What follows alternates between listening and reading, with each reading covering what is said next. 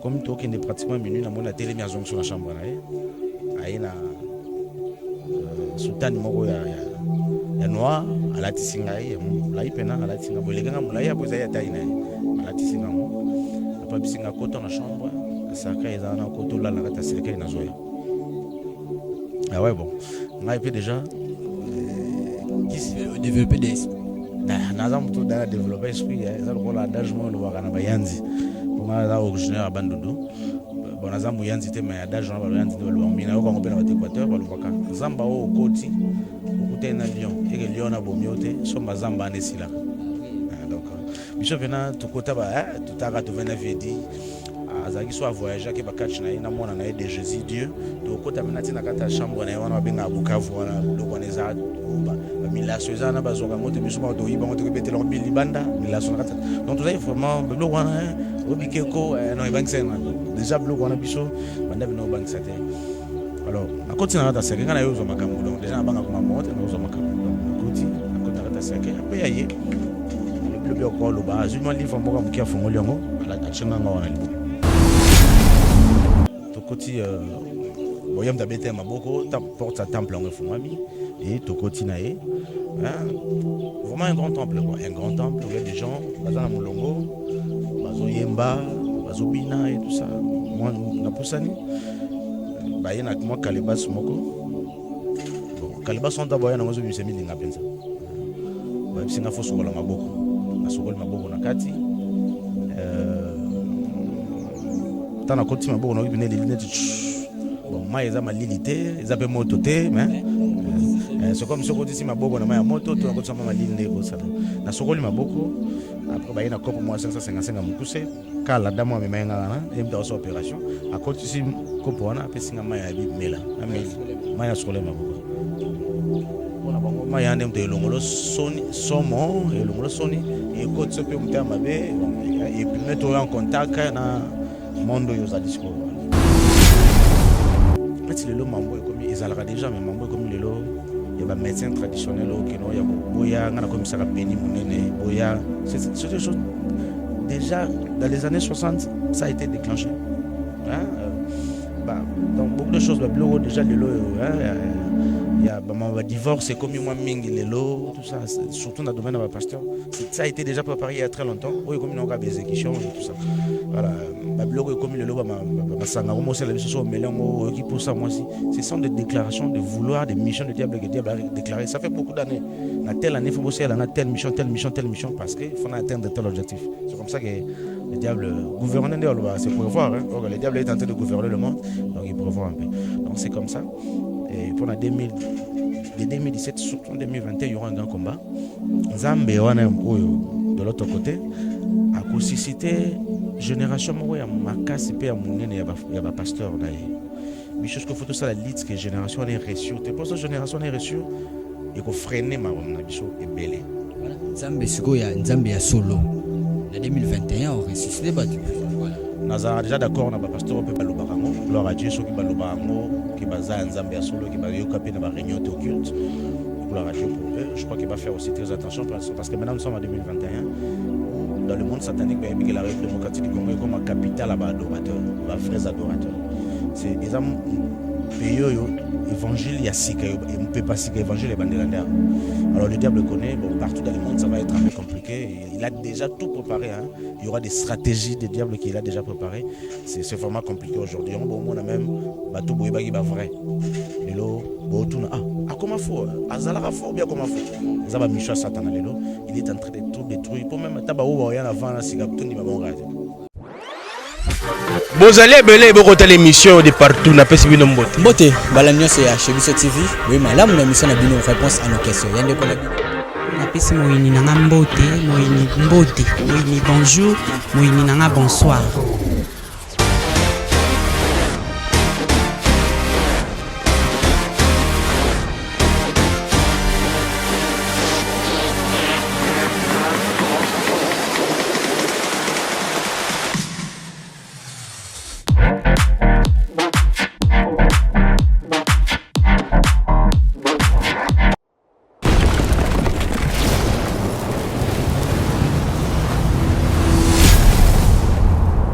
Biso Télévision, chaîne Oyo Ekokani na yo. Lave-moi complètement de mon iniquité et purifie-moi de mon péché, car je reconnais mes transgressions et mes péchés constamment devant moi. Psaume, chapitre 51, verset 2 à 3. Mbote, balandinyo se Yachebiso TV, boy malam na mission abino, réponse à nos questions de votre frère Brad Bumba, comme nous l'ont appelé, le mathématique de la presse. Donc c'est un réel plaisir de savoir que vous êtes tellement nombreux de nous suivre partout au monde. Donc on dit déjà merci à nos abonnés, plus de 110 000 abonnés. On vous demande de vous abonner massivement sur votre chaîne. Olingo landa politique, olingo landa actualité religieuse, olingo landa nyonso eza ana Yachebiso TV. Comme on dit toujours, une chaîne qui vous ressemble, chaîne Oyo Ekokai na bino. Je dis merci na bato nyonso baosala ke biso tozala kitoko, toute l'équipe ya chez Biso TV na pesi bino mbote na pamboli bino na kombo ya Yesu Masia. Voilà, on est aujourd'hui avec un frère. C'est vrai, bon, mon akina va être un demi-quiet. Il y a bande commission, mais c'est pour la première fois de recevoir Awa na chez Biso TV. C'est qui ces frères? C'est le frère Caleb. Je dirais un confrère, un grand confrère, parce qu'il n'est plus avec nous. Un ancien confrère, je ne sais pas si je peux le prononcer comme ça, il était l'un de nous, mais il n'est plus. Il a un témoignage édifiant et effrayant, si je peux bien le dire. Alors avec lui, on va essayer de parler de ça. Donc, vous allez vraiment scotcher sur votre chaîne, chez Biso TV, pour Bolanda témoignage, les témoignages moko, pas comme les autres, comme je l'ai dit toujours. Donc, sur vos émissions, que vous pour nayote, partagez dans des quoi, à Inde, à Chypre, à France, à Angleterre. Donc, pour me tenir sur Azala édifié. Je dis déjà bonjour à mon invité, c'est le frère Caleb. Bonjour papa. Bonjour mon frère, bonjour collègue. Ancienneté, bonjour mon collègue et bonjour naba téléspectateurs na onyo so basepeli kolanda biso na émission lelo nzamba zana na bango nzamba lekana kobatela bango tika ete nzamba sala ke otokoloba et ezalaka pona osala polémique te pona créer ba débat inutile te mais ezala pona ko édifier, pourquoi pas pour gagner des âmes pona kolona bande onyo so olanda biso. Il y a une personne qui est impatiente.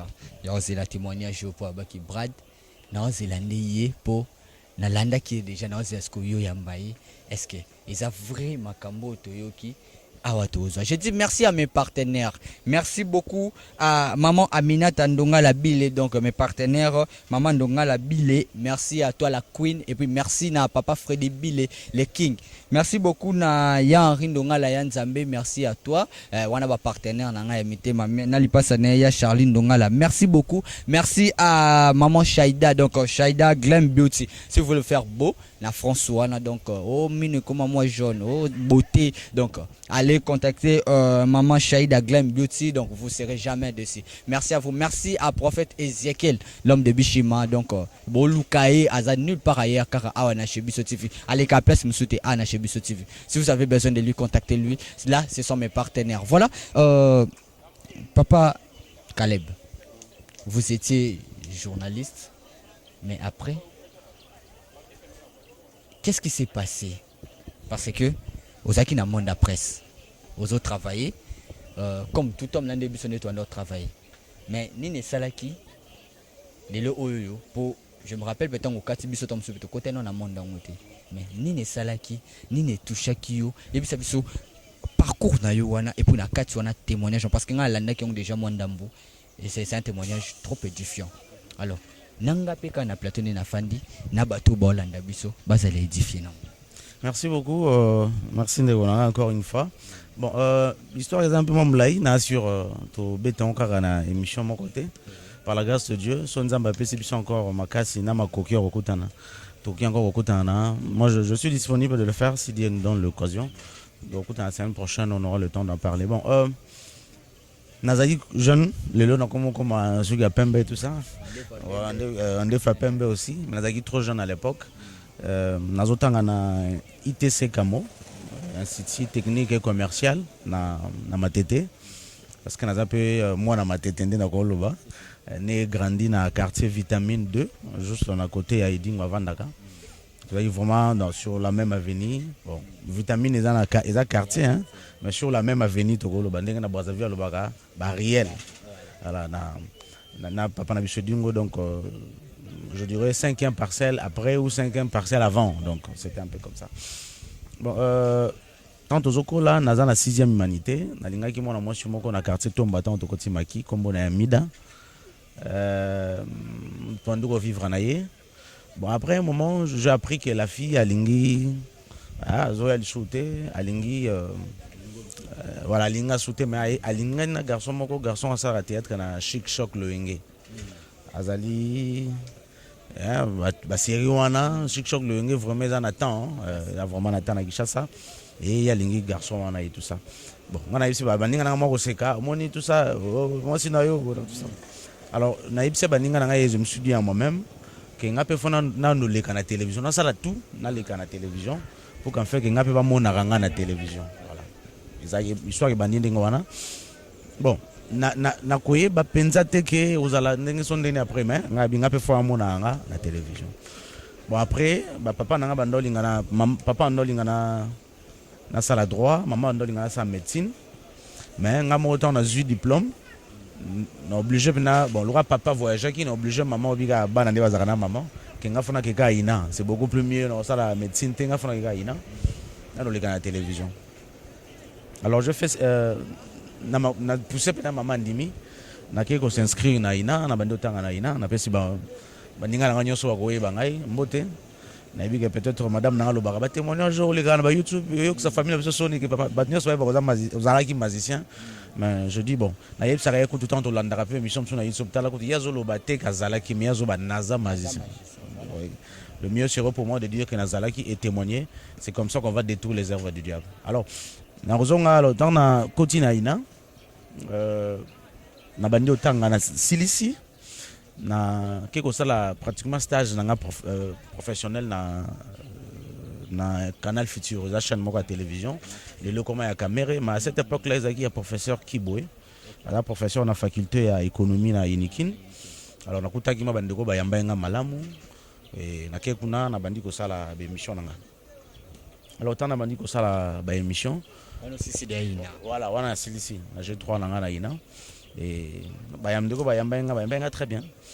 Bon, dans ça d'abord une émission chronique musicale. Dans une émission sur une chronique musicale, titre émission qui encyclopédie. On a un musicien tout ça. Bon, voilà. Après un temps, Freddy Manunga Bengangai, Bando Bengue Tata Lopango, Charlie Cash m'a web singa mais l'émission où ils ont moins mingia, l'émission où il y a chronique musicale tout ça. Il faut le voir. Moi j'ai l'émission pour l'émission chronique musicale les a trop. Yo ça là on a 12 heures après l'émission bon, ils ont un ami là, j'ai oublié un peu son nom. Il y a pendant cette émission, il y a pendant quand attend moi mingi. Il y a télévision, tout ça, parce que l'émission, il y a des émissions, il y a Vandagi pendant le Canal Futur. Bah, après ça, pendant la semaine, il y a beaucoup d'émissions. Bobiga, Batang, Bazari, Basal, Bafé, Verwana, Moutounion, Solinga, ça, l'émission chronique musicale, c'était un peu comme ça. Alors, quand on a Goya, ceux qui ont continué l'émission, donc je suis dans l'obligation de changer un peu les côtés. Alors c'est ainsi que n'a que réfléchir. Na tini bon c'est parce que les libre bon mission rose à moi libre on a les gens occupé tes mission baja ba pasteur. Voilà pourquoi na yaki qu'on dit ma sala mission et ba pasteur. Alors je commençais mon émission mais comment qui est dans cette émission bon tant que contacter ba pasteur pour les gars na Canal Futur à cette époque les gens des caméras commission le lot chaîne moko ils na au dimanche ils na qualité à image à cette époque les chaîne moko moi bongo ok Lucas pasteur va bon chana on ngana yana ndeni ya kutupana ngai ezokate election moment na msusu na lembe zoka mais na bandale zokate donc c'était un peu comme ça donc on yana oligandeni bon c'était il y avait vraiment des difficultés pour réussir à réaliser des émissions le roi bichot dans cette émission ezake bon quand on faisait foot à mututa au liande soko beng invité voilà donc alors il fallait moi le demander moi alors c'était compliqué pour moi d'avoir des invités l'émission n'était pas trop suivie. Bon, non, c'est comme si l'objectif n'était atteint parce que même madame on a bien sûr que tout cabot na bicho nga linga sko ke ba yo kaka yé pas yo kaka non on va aller normalement les capena TV c'était un peu ça mon souci à moi. Alors voilà le corona comme yo kaka Canal Futur hein na comme yo kapa ndeko mususu ndenge ba ça le rapport que l'émission na bongo la suivi pour ba bazanga invité il y avait un ami il s'appelle Thierry Dalako comme pasteur on appelle ça mbot ici Gaza bon il y a dans ça l'émission ando mingi ba catcher bon catcher na ye wa ndo le kaminga zaki ID voilà bon ya ID moto nangi parce que tout le monde disait que camarade on a Simba pour émission na ye kanga bon les gens Canal Futur mais quand même na Kinshasa ils arabes na camarade moko je ne sais pas il s'en comment passer sur la Tanzanie ou comment ando cette émission moi il y a il y a catch ou un autre ça va catch dans Canal Futur tout ça. J'oublie un peu son nom était Freddy comme ça, comme ça. C'est on a peu ba catch, on est abanini déjà ba 2006 hein. Voilà, nous sommes en 2006. Bananga Steve, banana. Est-ce qu'on a ami que ça va catch américain hein? Attends on a vraiment dans il Freddy on a. Oui, maintenant Thierry Dalako yazo yambaka mingi ne ba catcher na biso ah. Donc c'est des émissions comme ça. La Mila Freddy ya comme ça là na comment appelle na canal na ACK AirTag vraiment c'est une émission à cette époque le salaire vraiment un succès. Bon ngai pe na yo comprendre ah c'est que des missions là eza ndina yo kama masolo voilà. Banya ko mo bisanga ba mi meche Dalako yaza aza musika aza pe mwana matete mama musika aza sona tomba sona mais azo zo fait dit oh yo za venu mo na fait dit boza pe mena fait dit neni ose l'autre. Alors c'est comme ça que na bon d'accord que n'est pas vieux dit parce que vieux dit ba no nyoso ba koli na veni na ba botami na veni ba koli na bango so yo c'est que non papa faut pe sanga kisi tout ça en tout cas ozwate akotsoku na ndako abeti yo na yemoko akangelo ndako akabengi ba parents na yo voilà c'était comme ça parce que azaki en bon terme na ba voisin na voisine na nyoso alors nako que vers yete po naza pena mwana oyo na koli na ye ayebi mama ayebi ngai tout ça nako que vers yete mais je suis allé janvier azati lelo azana bo moi musulman mwalim azapeka mwana vitamine nakona vitamine mais ya azaki maman ramené mususu. Bon, naïbaki déjà battant, naïm ta simbi moi musicien belé orchestre moko intina bébé sa réputation na bango mais ce sont des musiciens connus dans le pays et dans le monde. Bazaki non orchestre moko pe sala ma succès na matete après longwa na matete comment hier mais tu le orchestre ngo za peka na succès donc yem tendance ma animateur na bango ba chanteur ba chef d'orchestre naïbaki pour ton nom na mwalimu voilà. Bah boka même na banzembo ya orchestre ngo ça sert rien le même comme on a les gens peuvent en savoir mais le quoi zana na bon moi et qui permettre d'attendre comme on a été je peux pas le faire. Donc c'est ainsi dake mon état moninga ah petit na ndenge ni kala tout ça non vient nazali lobi ni non fait tala kaka tout vandi tout solo li calmement tala boy ngana pour ça pene mission na hein isimba ekanga bato ba yoka kango penza donc mission na ngeza pa mbe mission etanga mana na Kishasa tala ko masana biso Kevin Kaswa ala ina Canal Futur alongo akena RTGA tala masolo ndeza lelo na actualité na banzembo zai ngabe na lingi ekanga nepsinga ya pas de problème yo za petit na non sarango et bien na simba ko ba musicien pas bongo yo donc na salango donc revient vendredi bon mkona kenda pa na c'est en 2006 décembre 2006 mais na yebaka ibsanga revient vendredi peut-être mkolongo na yebi souté mais revient vendredi je garde jusqu'aujourd'hui. Alors je reviens vendredi à Ipsinga Foya na Boutou, to là nous ah mais somba oyo Ipsinga somba parfum, ba Aisha, ba poudre Speedy, ba vin tout ça. Yaka na mama na mbongo poko yebika tout ça mama solo. Na lugi et ya ba pepa ba parents na yibi. Na nango na neka esenga kana nango na somba bloko na nango na combien na 20h.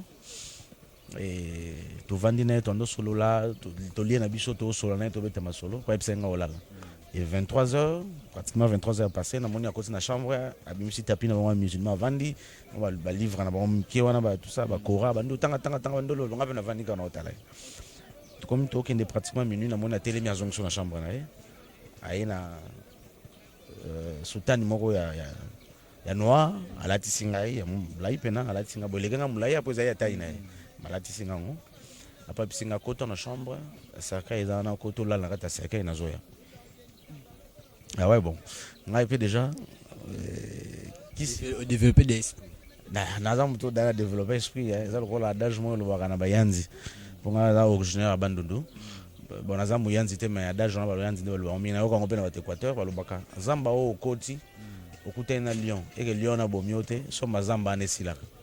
Ah, donc biso pena tukota ba tutaka to vena vedi azaki soit voyager ke ba catch na ina mona na de Jésus Dieu to kota pena tina kata chambre na wana benga Bukavu wana bloko na za ba milaso za na ba zoka ngote biso ma to yiba ngote ke betela mbili banda milaso na kata donc to za vraiment bloko wana obikeko non bank sen do déjà bloko wana biso banda bino bank sate. Alors na koti na kata seke ngana yo zo makambo donc déjà na banga kuma monte na zo makambo donc na koti na kata seke après yaye le bloc encore le bas je me livre moi comme qui a fongoli yango a chenga ngwa na libongo après ibisinga zala un temps yo mo remarqué ko salam voilà après un temps qui m'avait demandé Après un temps, bon, Nami et Bissou na Kibomoto, mais je me suis retrouvé un peu au-delà. Voilà. Je me suis retrouvé au-delà, on s'est retrouvé dans un monde où il y a des gens qui passent. Bon, deuxième monde, moi je vis, surtout bien dans un monde, parce que tu vas comprendre. Je vis des immeubles, des sociétés. Je vis tout quoi. Nakati ya cercueil. Tanga chelo kwana. Ce qui Bible na mukie. Après un temps au monde loko salam. Et puis subitement on s'est retrouvé place mon. Bon, ce que je sais c'est que dans la laine d'abord pongi. Voilà, tout ce que je sais pongi moko ibenga et après je me suis retrouvé de l'autre côté. Alors quand je me suis retrouvé bon, na monika batu normal tout ça. Alors nazo nakata netanzela, nazo baté là où na okende. Je vis une dame s'approcher de moi. Et après nimbo de nimbo sanga landanga. Et finalement j'étais obligé à landaye, nando kenaye. Alati moi ba robe moko un peu satin à couleur grise. Voilà, on a ba bandana, tout le monde a cité na bichawa, ba musicien ba comment c'est tout ça. On aura le temps peut-être d'en parler, n'a comprendre la signification bandana après. Il faut comprendre que bandana ça appartient aux esprits, même ba symbole za kana ba bandana on aura le temps peut-être d'en parler mais na mona gende moi. Après na landi to kei. Tozo poussa inaye, to koti boyam tabete maboko, porte sa temple en fungami et to koti naye.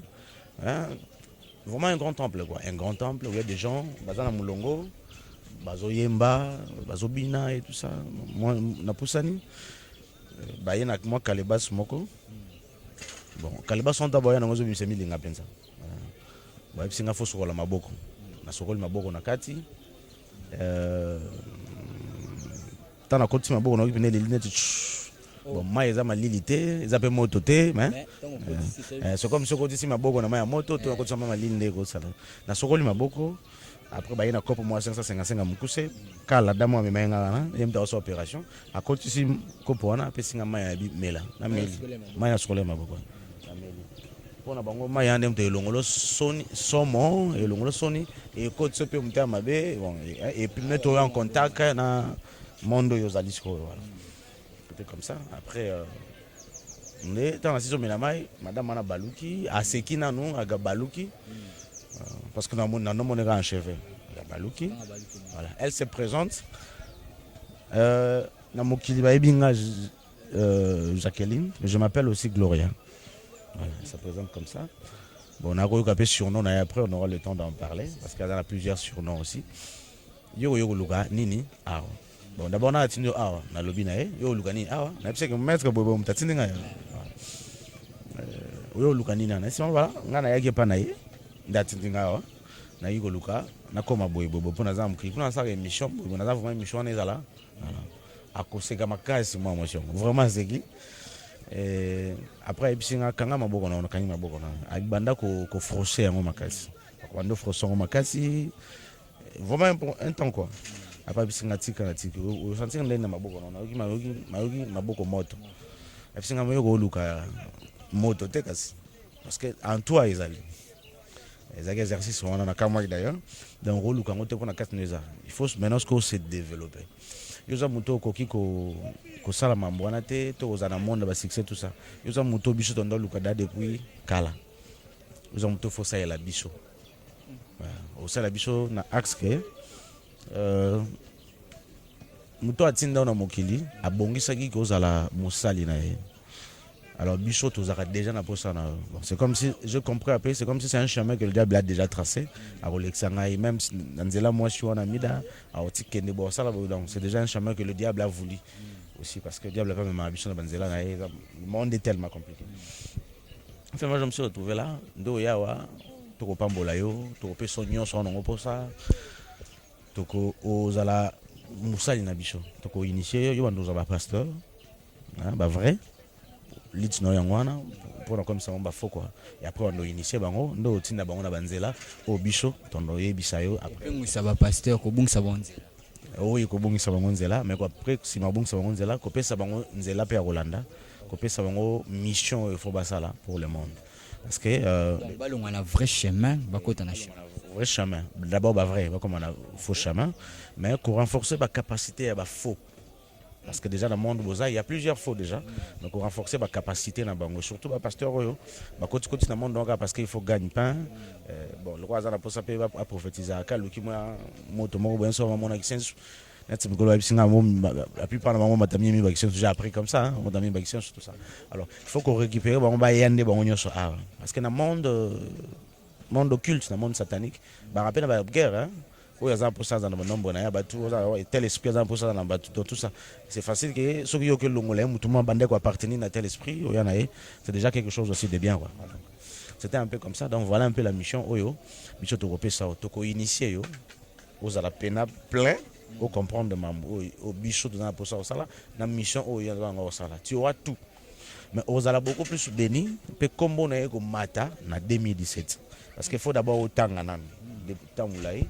On a pu aussi la mission ma makambo et biso to senga yo si mana on est pendant mission au banda bien en 2017 pourquoi parce que de 2017 surtout tant comme en 2021 les ana komba moko munene oyo eza koze la biso déjà wana en 2006 ba tangi so da ba ne 2017 2021 2017 non il y a même surtout vivre dans le long ça t'en a bon ça on a ba année 40 ba année 30 peut-être on aura le temps aussi d'en parler. Bon, moi, entre guillemets, font la parenthèse, mon kanga. Mais si le lot mambo est comme ils allera déjà, mais mambo est comme le lot, il y a des médecins traditionnels qui non, il y a boya, on a comme ça péni monene, boya. C'est des choses déjà dans les années 60, ça a été déclenché. Hein? Donc beaucoup de choses, déjà le lot, il y a un divorce, c'est comme moi mingi le lot, tout ça, surtout dans le domaine de la pasteur. Ça a été déjà préparé il y a très longtemps. Oui, comme on a des exécutions et tout ça. Voilà, comme le loba ma sanga la biso melongo qui pour ça moi aussi ce sont des déclarations de vouloir des missions de diable que le diable a déclaré ça fait beaucoup d'années dans telle année il faut bosser dans telle mission parce que faut atteindre tel objectif c'est comme ça que le diable gouverne c'est prévoir hein. Le diable est tenté de gouverner le monde donc il prévoit un peu donc c'est comme ça et pendant 2017 surtout en 2021 il y aura un grand combat Nzambe wana oyo de l'autre côté a suscité génération moko ya makasi pe ya munene ya ba pasteur na ye bicho ce que faut tout ça la lit que génération est reçue te pose génération est reçue et ko freiner ma na bicho ebele voilà nzambe siko ya nzambe ya solo na 2021 on ressuscité battu voilà nazara déjà d'accord na ba pasteur pe balobakango gloire à Dieu ceux qui balobango que baza nzambe ya solo que ba yoka pe na ba réunion occulte gloire à Dieu pour eux je crois qu'il va faire aussi très attention parce que maintenant nous sommes en 2021 où dans le monde satanique, que la République démocratique du Congo est comme une capitale à adorateurs, à vrais adorateurs. C'est un pays évangile yasika et on peut pas sika évangile et bandelandar. Alors le diable connaît, bon partout dans le monde ça va être un peu compliqué. Il a déjà tout préparé. Hein. Il y aura des stratégies des diables qu'il a déjà préparées. C'est vraiment compliqué aujourd'hui. Bon, on a même bateau boyebagi ba vrai. Lelo bo tuna comment faut azalaka faut bien comment faut les aba micha satan lelo il est en train de tout détruire pour même taba o rien avant là c'est capitaine di mabonga donc c'est vraiment un peu comme donc voilà donc la mission était comme ça et je fais tout ce que je pouvais faire et après singa faut zonga maintenant et kuna place au zonga ba webiso nini au bando sala pour que bando ko sala sous voyage à Rosala il y a première étape d'abord faut être initié. Parce que d'abord, c'est la première étape. Il faut d'abord être initié. Après, nous allons évoluer avec vous. Alors, je suis... Alors, je me suis retrouvé dans cercueil, quoi. Dans le miso. Et na bimi na kata cercueil. Mais na zongi... Na koutier, parce qu'on continue là, on va tout ça, je ne savais pas ce qu'il parlait. Na continue à vendre, na salon. Monsieur, maître, il est très bien qu'on a. Oui, il fallait les gars bien parce que sur les gars bientôt nous allons ça m'a un peu tiqué. Oh, nous allons aller. Et puis sur les gars bien, on va donc ça sert à rien de les gars bien parce que sur les gars étaient, on va aller. Alors, c'est voilà bon. Bah, puis boy. N'a qu'on a pas succès mais Singapour. Ah, d'accord. Donc on a la notoriété sur des hommes de Dieu. Nous avons Tana, c'est comme ça qu'on m'avait dit là-bas. Tana qui veut dire maître. Nous avons Tana, c'est la cabale juif. Tana, le pasteur va continuer à la cabale juif. Soit comme il est là, on va Tana va maître. Voilà. Ah bon, c'est comme ça.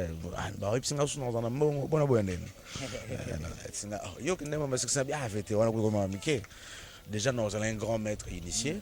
Donc, déjà, pour nous avoir un succès sur notre émission, c'est facile. Donc, c'est bon déjà. Et puis, bon, ça va. Voilà, bon,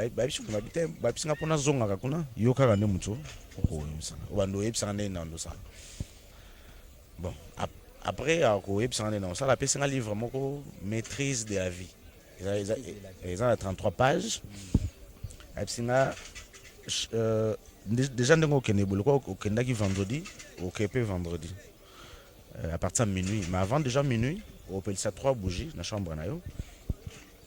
Il y a 3 bougies, voilà. Tant qu'on appelle ya pembe.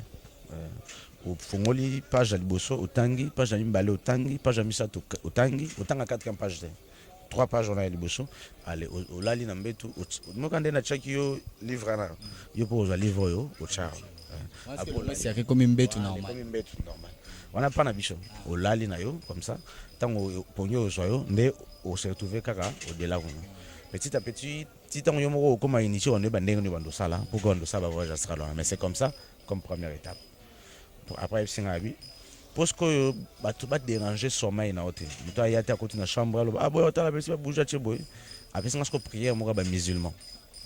Les prières nous permettre bon. Ngaza na kombo na nga mobimbeza fiston Kimbeni Mbolomoko Caleb. Peut-être on a 2 hommes, 3e étape, on a Caleb et mais d'abord, papa va botinga na batu ba ebinga qui na komba fiston Kimbeni Mbolomoko, c'est tout. Fiston, prénom. Voilà, c'est ça. Naza fils unique, il y a papa na maman, il y a maman Virginie, il y a Tika Bicho, il y a papa Roger Kimbeni, il y a Tika Bicho. Babotenga kanga moko donc déjà à Singapour même papa na maman va attendre la mukate bon c'est na kolagi hein va attendre la mukate ba au déranger dans la chambre on sait jamais faut ça la telle prière no ça la que bon nous a même pas likanisi que na chambre là mutaza la to chambre na existe ce que ça le voyage non après c'est une prière moi musulman ba ka o bando chama boko boyo bo ki shoyi koto so aussi so sa prière là après pas aussi bon la bosse un peu comme ba sorte à prière pour nous non on a des biens mais après dans ça sous prière on a la bosse appelle l'esprit moi musulman bon ça voilà na kepe tant ma zone samedi non parce que c'était déjà le matin mais tant matin la heure c'était 4h du matin je comprends qu'il y a des heures à 4h on a 5 dans ça là tant moulai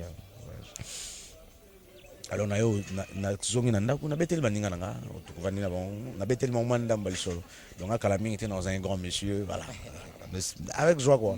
C'était un peu comme ça parce que donc déjà on a sur betel ba camarade no vitamine ko comme na bakis on est solo normal dans manzambe on a ko on penzate parce que faut aussi dire que milieu influence arabicho et dit moi influencer moi ba te belé na bakisi na bakadji tout ça na milieu na donc c'était un peu comme ça et baninga le bien tu ko lo na bamso boy dans ce bandimi voilà donc c'était comme ça la bosse la table boy beaucoup mon et un vendredi le vendredi longtemps commis la petite bougie quand va ipsenga na salle no sala et na le côté na commis na mbeto mais livre na comme qui na colonne en défense de toucher le sol donc c'est défendu que livre là et kota et vendre net ça par hasard autant on be koi oh chacun on a mis ça mutuma ya question en tout cas yo libome bandeli pekawa ya on livre et jongo no esika uitaki mais yo libome bandeli donc c'était un peu ça livre en maîtrise de la vie donc déjà dans le livre ça dit tout le livre te permet de maîtriser la vie voilà. Il y avait beaucoup de choses qu'il fallait alors on a sali prière on après pour je me suis retrouvé là-bas mais ce que je me suis retrouvé c'est quand c'était la première fois je me suis retrouvé quelque part là bazunga bakotinga na kata salle moko muto ya mbenga madame wana ndo ya mangai non net protocole na etokolo ba on a ce que ça va protocole ta benga ba majorette mon terme utilisé la majorette là terme au pire au culte hein bon bichon na monde parfois on est tellement on est des ignorants c'est comme ça quoi moi même na rolo ba entre parenthèses na fond longuement rapidement moi mboto topé ça mboto pesa limitubo là mboto pire au culte muto zo banda mutu azo ebisa ba muso sa kutiona que je suis supérieur de lui et mboto za topesa limitubo c'est il y a un mot de mon culte satanique quoi. Là on devait un peu reconnaître donc c'était un peu ça et on s'est retrouvé dans la salle c'était un professeur qui donnait cours maintenant le professeur en question Azam Mdele il y a des blancs il y a aussi des noirs Mais la noire, ce sont des pasteurs aussi. Oyo, on a reconnu parce que c'était quelques mois après. Au fur et à mesure on a eu Nigérien, comme on a eu Tanzanien, comme on a eu Malien, on a Béninois, comme on a eu Sud-Africain. C'était une grande salle où il y avait des pasteurs. Mais il y avait des pasteurs aussi que je reconnais. On a la télévision, on a la affiche. Des pasteurs congolais, quinois, il y a Bichou. Alors ça m'a pasteur quinois congolais ça m'a vraiment beaucoup tiqué. Ah, il y a ce que tu vas entre parenthèses, car tu as besoin entre parenthèses. Plutôt baki témoignage des entre parenthèses. Voilà, des sinanio monaki. La nenge mo bateau autant à commoter mais structuré bisson au carapo. Bon, je commets des grammaires, donc on met tamar. Tana. C'est beaucoup plus sur ta cabale juif. Sauf comme élevé en dignité supérieure, bon, j'en ai trouvé beaucoup de pasteurs. Il y a un pasteur que je trouvais là-bas. Au petit, c'est un pasteur à l'éloque comme on a limité. À un moment, comme moi, mon conservateur pasteur, il y a un je l'ai trouvé là-bas. Et je trouvais aussi un pasteur dans la Régini, c'est aussi un grand pasteur. La trouvaille qui peut l'équinailler. Bon, je ne sais pas parce que citer le nom de pasteur, ça risque aussi voilà, parce qu'il y a l'ingate qui va réverser le monde de ce qu'il est aujourd'hui. Mon égoïsme va poursuivre judiciaire. Encore que c'est spirituel. Il y a le vrai, mais tellement qu'au pouvoir, on était pas vrai, comme un poursuite judiciaire. Mais c'est vraiment comme ça, j'ai trouvé beaucoup de pasteurs, de prophètes. La plupart c'était des grands. Dans mon église, pasteur. Na Congo, parce qu'il y a beaucoup de pasteurs qui n'ont pas été. Mais après, tout le monde présenté. Ah oui. On a comment pour y facilement dans mon émission, parce que déjà, tu se connectes à qui. Vraiment, dans mon émission, il y a un pasteur qui m'a dit que je suis un peu calé. Voilà, j'ai eu la chance aussi. Donc, c'était un grand pasteur. Alors, je suis en place Navandi. Je comprenais de certaines choses. Il y avait de certaines choses que je ne comprenais pas dans ma mandolo. Bien sûr que c'était un peu de pure mathématiques. Hein? Voilà. Je ne comprenais pas, ils étaient dans la Bible et tout. Bon, tant bon, ici, il fallait bazonga. Alors, on a télémis pour nous. On a combo maintenant, pas professeur. On a benga combo.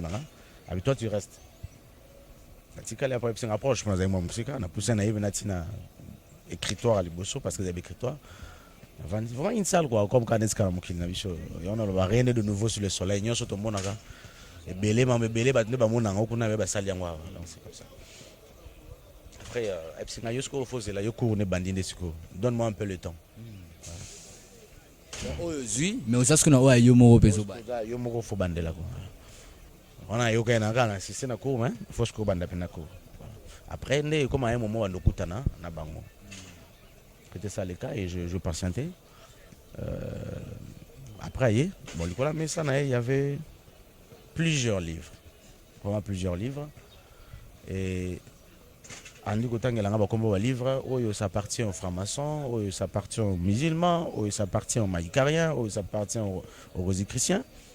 Le livre va mettre la divinité dans le comment. Parce que la Bible est de Jérusalem. La Bible est bien. Le livre est un livre tel livre. Bible. Voilà, Bible. Il y a un livre tel livre c'est ça le livre. Vous avez livre, il y a grand maître. Donc il faut mais il faut mingi oyo. Parce que on est mission accompli. Donc tu es ici pour oyeba mingi oyo pour qu'on oyeba mokili. Ndenge za faut yebake à part Nzambe, mutayebi Bible olega maître na biso, les grands architectes, les maîtres de l'univers. Parce que bango kuna babenga Satana le dieu du bien. Et Yeshua le dieu du mal. Ah ouais. Parce que pour eux, mutazo sala ke mukili za na malamu. So za mposo bongo bongo malamu. So za mposa o zo musala ozi musala facilement, c'est le diable. Donc c'est lui le dieu du bien. Ce que mukili zo souffrir boza nzambe. on peut se même exemple. Talent des bâtons ensemble la voilà comment ils souffrent. Parce que c'est là-bas que j'ai compris que parmi le plus liste de milliardaires nyons sont mokili, au pénèse classé sur base 50. Un vrai chrétien né de nouveau à Zaten. Hein? Bon, il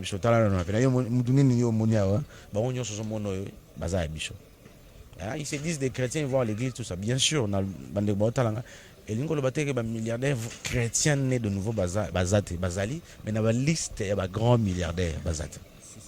Bazate. Rien n'est facile. Voilà, donc Satana, c'est lui le maître. Le président, je ne sais pas s'il y a un président qui est chrétien, même si on nous dit tel président est chrétien, mais c'est chrétien de nom. Hein? Chrétien de nom, chrétien de pratique en soi, vraiment chrétien né de nouveau. Et vraiment à part je ne sais pas s'il existe dans le monde actuel. Donc tout est dans la main du diable. Donc c'est lui le Dieu du bien, et de l'autre côté c'est Jésus qui est le Dieu du mal selon eux. Alors tu dois connaître tout ça, faut y mambo nyonso, oye ba Bible malam, oye ba mokili malam pour que nous ressions bicho mission na bicho. Donc je passe plus de temps à être enseigné et tous ces différents livres là, et beaucoup plus on s'est basé dans la Bible parce que c'est dans la Bible ando oye ba réellement mokili.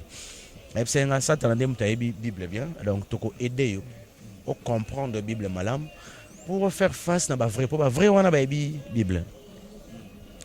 Alors, ce qui bayebi, ce qui pasteur on a bazaf dans le vrai là. Pour jouer moyen comme ma bon côté boy, faut vendre ça magambo. Faut maîtriser Bible. Faut maîtriser magambo ndo za pasteur ça on te boy, ils arapena de bolo banate, ils alrande boy, ils arrande bolo banate, ils arrande boy. De fois que tu as intelligence mo boy, il y a mon nene, faut avoir un grand esprit comme ça, nde vous allez faciliter aux donc j'ai eu le temps. De fin décembre 2006, Tina aussi ça court pratiquement en 2012-2013 et Naïro a intronisé, mais déjà en 2012 vraiment de 2006 à 2012 vraiment dans moyen qu'il faut, mais sauf qu'il y a une facilité un pasteur grand le roi tout moi on a une émission dans $30 mais avec 150. Émission à $40 mais à peso 200 hein.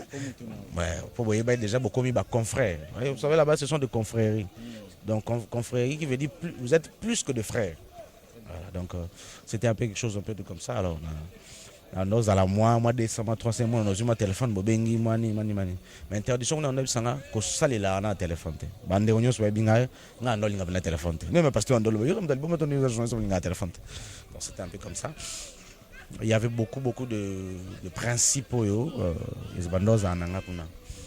Et bon, tant ici la 2013, c'est par là que vraiment on a bando coma, béni, parce que comme il maintenant qu'on est vers mission, il y a vrai, comme ça on va faux, vrai comme ça on va faux, comme ça va au niveau parce que quoi c'est que yo qui n'a pas nanona qui n'a pas ngamona lukala tout ça on est de l'autre côté.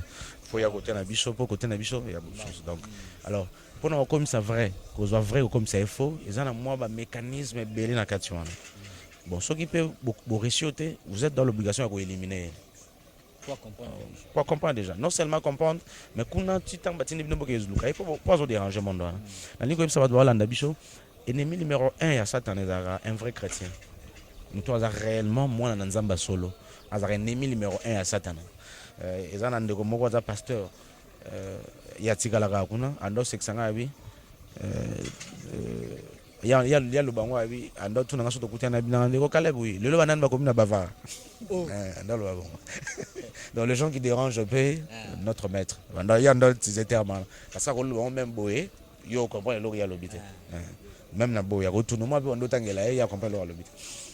Donc c'était comme ça et il fallait vraiment aller vers ces pasteurs-là pour convaincre bango et bando senga ba moyen parce que des pasteurs doivent convaincre bango na mbongo ko chembo anje so ki nanzela ne simbité nanzela ba ancien nanzela ba diacre nanzela mo pasteur nanzela même sous moi na pasteur voilà parce que moi sinaye am sous papa na maman ba botier to ba ninga ne peka ba pasteur banzela za mingi parce que il y a des pasteurs bo kene vers et oui c'est que non bicho to ando futo londa to ando futo $500 le mois ne boyoka l'église msoso pasteur na biso akendaka Benin mingi akendaka États-Unis mingi basala biso communauté mte futaka ye mbongo akotisa ya yebi ma basala bo vérifier bien monaka pasteur awitaki États-Unis babengisaki États-Unis pa moninga ne pasteur tanga zongi awa image place à télé eza te botuna na image place à télé bon mona te moninga na mutuka bien oh bapambola nga na église na tote image c'est ka télé eza la te donc ça te passe un peu comme ça bien sûr so akekuna ba bengisa bichonde to ko recommander que va chez tel yende européen yende mto initio yende mto apesa mbongo ça ba aider bien plein aya bano ton église oh non nakenda kuna na te église à 30 personnes na magistère bapambola image ade à ta téléphone affilié. Donc c'est un peu comme ça, c'était le monde que tout le monde vivre donc na comment qui bien na comment on va na flat donc c'était un peu la mission que Dieu que nous avons baillé kolongolanga mais la mission était comme ça avant je faisais beaucoup de choses beaucoup de mal au hasard après à koyanola nayo mais avant d'attirer micro et puis peut-être na yo bosana une chose.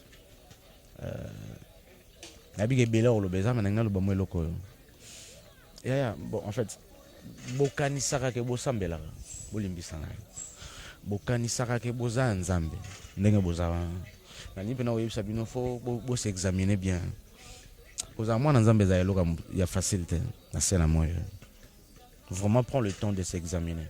Sinon, vous allez vous retrouver dans Matthieu chapitre 24, verset 45, que serviteur éloignez-vous de moi, je ne vous ai jamais connu. Un jour là, même Matthieu chapitre 25, il y a une parabole, il y a 10 vierges.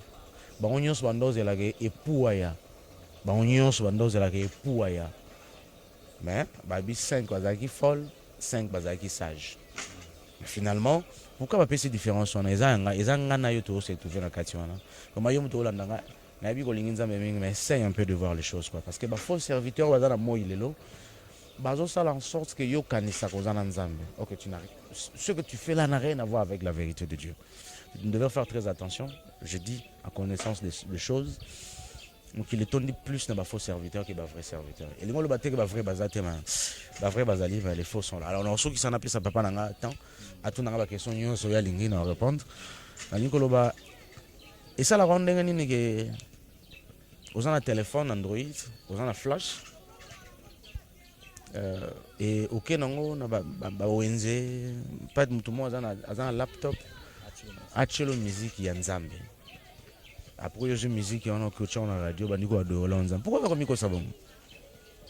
Non, ce qui est chansons religieuses, chansons chrétiennes, ce ne sont pas des chansons chrétiennes. Merci. Nalobi bongote. Sur musicien chrétien. Voilà. Bien sûr, avant d'acheter dans le bon, on peut m'en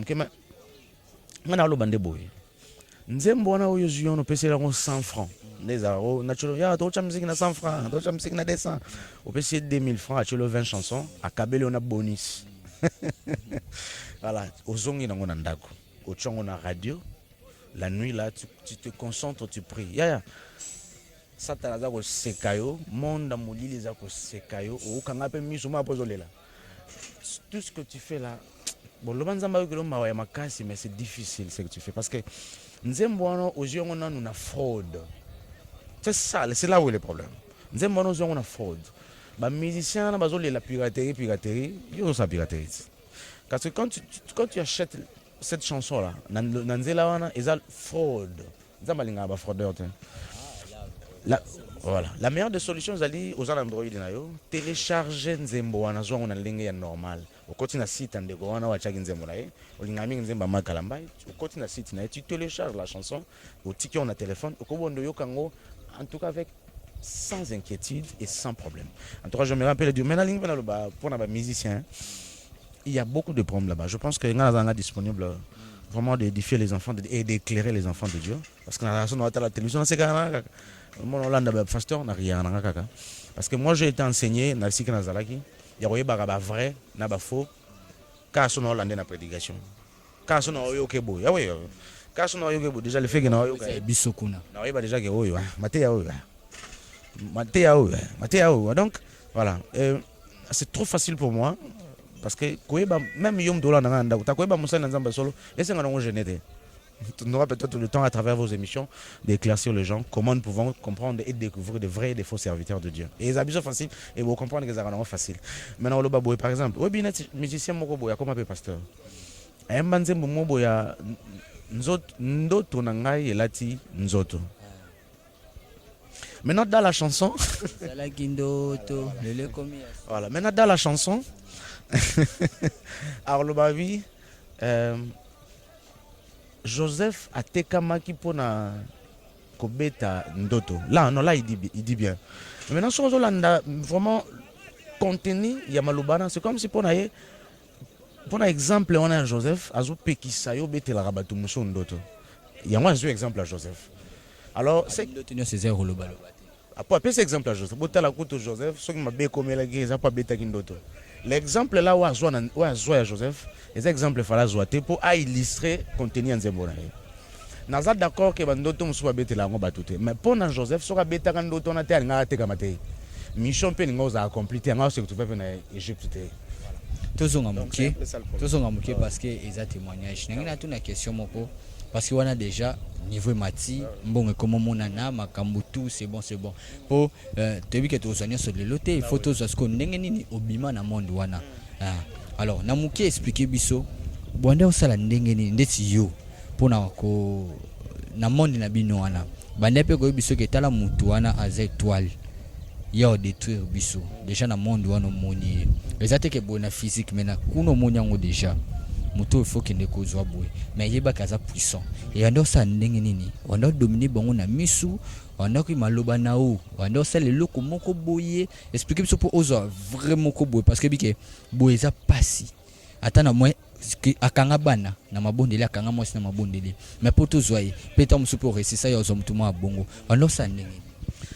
Merci beaucoup papa Nangai na sur oza oyambi batebele force oyamba po kolisi connaissance. Méthode efficace ya okoyi c'est un vrai serviteur de Dieu. To okoyi sa bananza monyoso koya olelo. To bananza mba okatsa bana l'église baza vrai okesi ba koya ndela bitoloba. Ezaka d'abord ya ko dominer ete. Ezaka ya ko utiliser méthode yo Lucifer a utilisé qui. Puis sa méthode ba faux serviteur na ba envoyer Satan na ba utiliser le pot, c'est le seul méthode plus efficace que toutes les méthodes. Ya roya na ba domination tout ça la ngoming na ba faux pasteur. Aza déjà dans la carte société. Alors ngatina yefona ya déjà plein. Kuna déjà parti place batindi ngai to ngana moni na kepe sa rapport kuna parce que bando arrivé que kuna ka atteindre ba l'exhibition. Ngana moni na kepe pe sa rapport kuna. Alors déjà parti kuna ba epsinga to remplir on a pouvoir pour nous ça musala. Mais mingi ils ko utiliser méthode yo Satan a utilisé qui et pas ya Adam et Ève. Bien sûr que vous allez accompagner na moi prière moko na domine na puissance moko mais d'abord méthode dans d'abord plainté ou ya non kamba la moko na domination te ça t'en attend à pousser ni papa nanga na lingi non si vous êtes d'accord nanga et ça na batute bazara vrai ya makasi le ko la na Ève le l'autre na ko pisa mutuma tel pasteur est vrai ni non like ça mais avant que Ève ko ya na donc ça na batute bazara vrai le ko la banque parce que bazaki bateau na zaki en contact na Dieu ils étaient de vrais sans péché. Alors, qu'est-ce que le diable a utilisé? Le diable a eu vers Bango, dans Jean chapitre 3, verset 1. À l'accès Bango d'akouté, à l'accès Bango mbongoté, à l'accès Bango immeuble était voiture. Tout simplement qu'au chat doute Katina Bango. Il a apporté son évangile à lui, mais cet évangile a été tiré de l'évangile de Dieu aussi. Voilà. Nini l'accès que est vrai. Voilà. Aïe déjà pas Ève. À mon avis, un message. Aïe, na ma immeuble était là, na mbongote. Est-ce que vous avez sûr que ça va boy? Moni, na continue moi. Na boy na ngate mais. Yo ce que moni mo de joli. Ah, vous avez raison. Voilà. Déjà parti à wana, les restes est comme facile pour ngai. Voilà. Ce sont des méthodes comme ça qu'on étudie. On a eu tout le bas, bando il faut beaucoup comprendre maloba. Oyo bamba sali là, faut beaucoup kendego ko contrer bango. Voilà. Merci beaucoup. Alors, Union Soana au salut parce que tu as couru derrière le temps. Union Soana au salut alors. Flashe biso mukie parce que deuxième partie n'est au lobby là. Flashe biso ni ne pesa ko dégoût ya mondo wana ni ne sala ki obima na mondo wana. Merci beaucoup. Obima tu vu que ça qui facilité mama kambo komaki mais avant de commencer ni ne pesa ki dégoût Merci beaucoup. Alors, Naïbi Keto, qui est aussi ça, on se vraiment à la prochaine occasion. Tout le monde le béla. Tondo Salanini, Tondo va pasteur Ndenganini, faux pasteur Ndenganini, Bassin, bon, hein. Donc, il y a plein de comme ça, vraiment tous attendre le bango pour que Bananza va édifier. Alors, Nabima Kunandenganin, en 2016, a commis pénal, on a bien, on a un carrosse, tout va bien détailler sur Ngai. So, il y a un certain cordon, Papingina Mao, il y a Wapicom. Azagi na Wapicom, a Rombe Tolonga, pour y vivre là. Bon, et ça, c'est bon. Nakute na mwasi Saka mibeko. Non, nakute na mwasi en 2016. On a zana yeti lelo. Azab vraiment kitoko makasi. Nalinga ki bon, ya lingi mbongo, ngana lingi, ya lingi mbongo na connaissance en homme na ngana ngo. Ngana lingi kitoko na ye. Voilà, nzoto na. Alors toza vraiment na komaki et ça que même moi si nanga on azalaki na ndako to bote ne bana, na bengani me bona mwasi wana. Obika ozala moi via Nzambete quoi, na bengani pour moi satika na mwasi. Bon en fait to kena et kana 2016 on tondo ken vers la fin. Moi sana maman moi bisanga bi bon. Yo musala no ka okenda ka papa pasteur we ba détruire bango. Obi tango zo détruire pasteur bi combien des âmes yo zo détruire na sima pasteur. Hein? En tout cas, ngana préféré to kabona bisopo. Okondenga pe nazola ta mukumba na yo. Bulingo ske kola yi. Na mo ndezo comme si nous avons ça qui toko bongo eten. Na mwasi na mondo wa. Na mondo na ona zana. Alors na mo neta ça va aventure. Bon, ce qu'on a comme luke pe na mondo na mondo na pe kuna ba sanga biete. Ye et o ça na ba aventure fo zongela mwasi na yo yo. Ozaki na epo yende. Masolo za kitoko po. Ye pe ndoko tana mama solo. Alors nga koto pe non insister. Momi ma ba lingate nde ba lo bara terre ba kisho sa momi quoi. Madame ma pas zo lingate tout ça. Finalement et comment on appelle sérieux. Akei pena alingi so yamba téléphone te même bongo na za tina na ngote ba vino ya za tina ngote c'est ils ont détruit batu. Bon pendant chiter, c'était à travers elle. Finalement comme so pena na vandi pena moni qui était moi si na kaka. Na ke vers yep singa so lingi c'est que faut tika. Voilà. So lingi faut tika donc ezali. Alors Tobi qui est en déjà silly mais n'engene le bas ata mki kaka dans une minute comment font les faux pasteurs même de tout l'anda bon ba média ba pratique na bango kaya mki boto découvrir les faux pasteurs pour banda ya bloc ko ya se bloquer pas na bino comment sont les faux comment sont leurs pratiques na ata mki pour Tobi que to zongo to pesa bango ka goût ya deuxième partie abonnés na biso déjà plus de 110 000 abonnés donc Tokeda na 111 000 abonnés. Merci beaucoup. Faux pasteur va ça la pratique et belé makasi et pratique na bango nyonso on est poussé par leur maître qui est le diable. Ne ba benga avec les grands architectes et belé ming au mona raso ki ba lo ba père baza côté comme la pasteur yoga ming père babé la yesu te babé la nzambe te babé la mikuna leur objectif est d'aller bible lobby si un aveugle conduit un autre aveugle beaucoup ils sont bino balé na libolo bango baza déjà égaré bazo luka bino pe bozala égaré so tala on a dictionnaire égaré c'est séduire c'est comme mamutu na nzela ya mamla mutu na nzela ya mabe. Alors ce cas où même on ezali attaque au so mwana attaque au so mosala Satan est capable de guérir yo ma côté malédiction na kati nzoto na. Est-ce que en Dieu lelo faux ça existe en vrai ça existe ça existe surtout mon nom na Jésus bon pas ni to mon nom te na ba pratique ou te pas na binote. Bon le lengenda au salon nzambe ba obligé à été ba prophète au mona même ba moleka na ba radio na ba télévision ba prophète mi alokuta lo au mona ko ba limango le karaté kaya ba tuna bande ba benga tout ça ba aventure na bango pom na bango zande bazo ko imposer nzambe donc yo benga donc yo yaka séminaire na nzamba obikisa le problème n'est pas comme ça mais avec Dieu il est le maître de temps de circonstances tout peut arriver maintenant. Tout peut arriver maintenant. Ça n'est fini vraiment pour aujourd'hui. Tu as vu que tu as vraiment temps, mais les émissions Mokitoko, deuxième partie. Avant tout, tu es fan de la vraiment monde Wana. Tu es deuxième monde. Tu es fan de la vraiment. Tu es tout décortiquant au Makasi. Vu que c'est la première fois que tu as une émission, une réponse à nos questions. Vraiment, merci papa na temps disponibilisé pour répondre à tes questions et soukaté ou continuer pour peuple belé parce que c'est la mission le vraiment merci beaucoup. Alors un message ou un numéro de téléphone na mutunyo sozi de bako la mbayo aux pasteur tous à frère po bayeba to musupe mususu azana po saba prière na musuli solo mususu alinga yeba makambo yo bombelinga po eza musuba benga kapena sote na yebi mutu tel atangeli nga kombo mais na media moto lobete po kumba to kota prison malgré to za biso na ba famille ngo ya bandenge mo meto kanga manano. Alors numéro de téléphone ou un dernier message pour l'émission ya lelo pour te clôturer déjà. Merci beaucoup. Numéro de téléphone est à plus 243 81 47 46 118 plus 243 81 47 46 118. Le numéro de Naza pasteur T, Naza Nanga frère. Mais bon, comme la Bible. C'est que la Bible. Bon, Ezaki peut-être qu'on a malingana les kakuna pour que Ezala ou Ezalelo. Voilà, tout ce que je peux dire c'est ça, je suis qu'un frère, mais bon, la Bible nous dit que nous faisons l'œuvre d'un évangéliste. C'est ce qu'on est en train de faire aujourd'hui. Bon, on peut prier sur ce petit bondela. Nzambo longo ngakuna kogipo longo loko po kangolo mbebele. Parce qu'il a mis des dons en nous quoi. En tout cas, bon, non c'est là, on a une équipe Moussousa Mandego.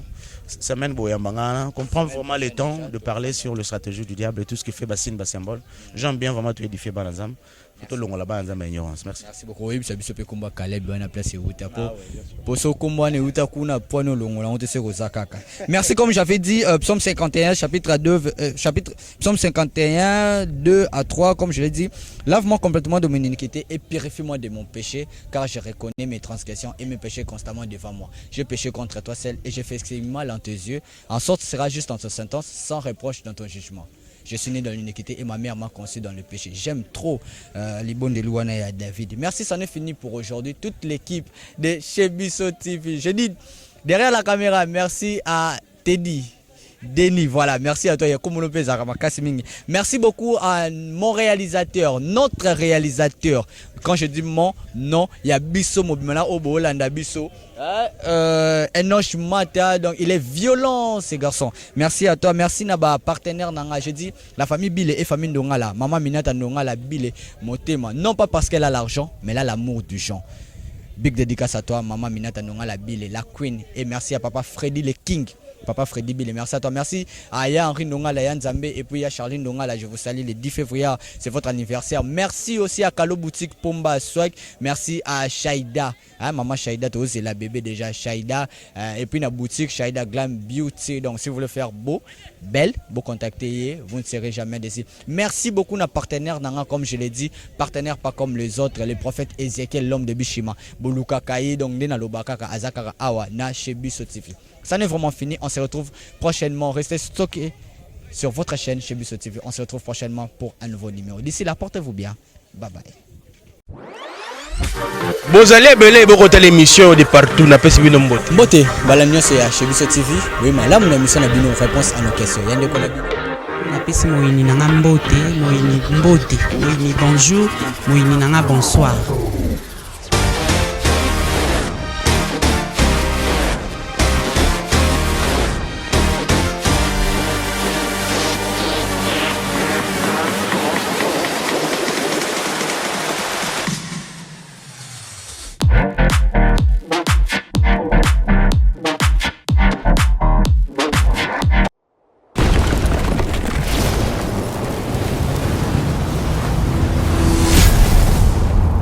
Chez Bisso Télévision, chaîne Oyo Ekokani na yo.